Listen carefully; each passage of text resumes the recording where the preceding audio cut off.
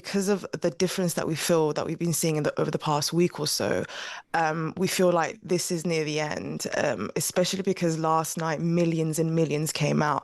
The internet has been shut down, so we are very worried because usually when the regime cuts the internet, there's massacres that happen, and this is something that's been ongoing for 4 decades. But we've had, as you said, the largest amount of crowds come out last night in 31 or above provinces, millions taking over the streets. I mean, I'm even nervous as I'm speaking right now because we have no contact with our families and friends to understand what's going on. پایین آوردن پرچم مشهد تبرسی 17 دیما. Well, that is the sound of protesters in Iran calling for the return of the Shah. The wave of demonstrations has significantly grown across several cities and is now the largest uprising since 2009. The authorities have imposed a near total internet blackout and some telephone lines have been cut. Let's speak now to Elham Karimpour, who is a campaigner with United for Massa, a British-Iranian activist group. Good morning to you. Hi, good morning. How are you? Good, thank you. Before we get into what's happening at the moment, just remind us, if you would, what sparked this latest wave of demonstrations in Iran? So specifically it's been numerous sparks that have happened across the years. We've had 2009, we've had since 2009, 2019, we've had the Women Life Freedom protests in 2022, but specifically it's the rising costs in Iran and the inflation and how people really can't live with the amount that they have to pay for products and goods and food.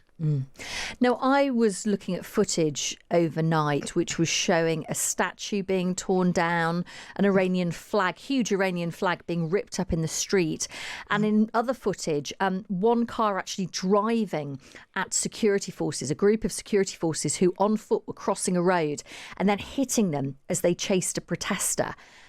That feels different to previous protests. Is that your assessment? Yes, that's absolutely my assessment. So I just do want to make it just one thing clear that we don't technically call it the Iranian flag. We call it the Islamic Republic's flag, which is why people are burning it up and tearing it down and kind of putting the other flag that we've had for many years. Actually, there was one video showing there was a statue that had the sign in the middle of the flag. They tore it down because for them, that's a symbol of oppression. It's a symbol of the regime. So I think what's happened is people have reached the stage where they don't have the will to live anymore. And they've done peaceful protests and they still continue to do peaceful protests. But when they're met with guns and violence and crackdowns and massacres, the only tool they have is perhaps a car to run over the horrible regime security forces or the tools they have in their hands to protect themselves. So it is absolutely much different to what it was in 2022, and it is most likely because majority of people are sick and tired of this regime. Initially, when this wave of protests began 12, 13 days ago, the regime was talking about how it understood the challenges for Iranians and would listen. Are you getting a sense that that is happening at all? Oh, not at all. Not at all. They say this. They've been saying this for 4 decades. They always say this. And unfortunately, what I see in the West is that media kind of regurgitates pro-regime propaganda. It never happens. They said it during the 2022 protests. They'll continue to say it. And the reality is the people don't want this regime. Do you feel that this is the end game for the regime? Because as you've rightly pointed out, there have been a number of uprisings which have been violently put down by Iranian authorities in the past. Many of us do. Many of us have lost, we have that tiny bit of hope left. And because of the difference that we feel that we've been seeing over the past week or so, we feel like this is near the end, especially because last night millions and millions came out. The internet has been shut down, so we are very worried because usually when the regime cuts the internet, there's massacres that happen, and this is something that's been ongoing for 4 decades.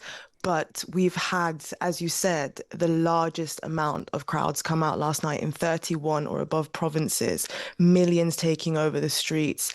I mean, I'm even nervous as I'm speaking right now because we have no contact with our families and friends to understand what's going on. Is it clear? I mean, if we were to get ahead of ourselves and Yes. It was a situation where the Iranian regime were to collapse, is it clear what would happen next? Because experience around the world often tells us that when a regime is overthrown, what comes next isn't always ideal.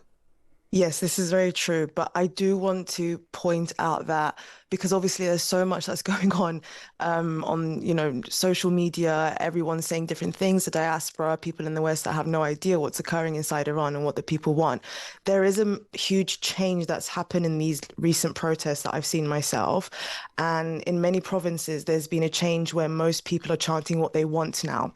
And I think that might be not just because it might be the reason that everyone wants this specific chant, which is the call for the Shah to come back, but it's because they understand that if there's no leader, if there's no one person that everyone's unified behind inside Iran, there will be a vacuum, which we've seen happen across many years when this has happened in many different countries who've called for a revolution. So I think the people inside are smart enough to know what transition they want and the stability they want, which is why they're chanting in the streets what they want currently right now. And finally, before I let you go, of course, we know that Donald Trump has been pretty forthright in his threats to the Iranian regime. Has that emboldened people inside Iran? How much of a role has that played? I would say for a lot, it could possibly have, but I think people have become bold, not because of outside intervention or what a president or someone might say outside Iran. I think people have been bold for 4 decades, and a lot of the majority of the world have missed to see that, or they've dismissed the Iranian pleas. And I think what's made Iranians bolder than ever is the fact that they virtually have no other will to live. And for them, dying right now in the street is better than living under this oppressive regime that they want no reform for, they just want an end to. Elham, thank you so much for talking to us this morning. I'm sure Thank we'll you. speak again. Thank you. Take Thank care. you very much for your time. Thank That you. is Bye-bye. Elham Karimpour, who is a campaigner with the United for Massa, which is a campaign group. It's a British Iranian activist group. Who knows with President Trump? We just saw, as we're seeing now, unfold events in Venezuela that show that he can do whatever he wants to do when he thinks it's the right time to do it. And he is both somebody who claims that he doesn't want to engage in wars and regime change, and yet on the other hand seems to be deeply enamored with dramatic military strikes. I don't think that the regime itself is in a moment of imminent danger, really, because the Islamic Republic of Iran, as we have witnessed over many years of protests, is institutionalized and has a bureaucracy that is willing to remain united and push back against dissent in the country. But what the system is looking to avoid is a long scale, protracted standoff